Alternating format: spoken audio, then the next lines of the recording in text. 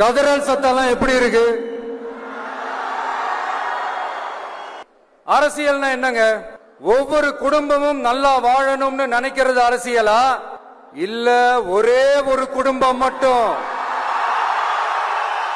தமிழ்நாட்டை சொரண்டி நல்லா வாழணும்னு நினைக்கிறது அரசியலா? நீங்களே சொல்லுங்க, எது அரசியல்?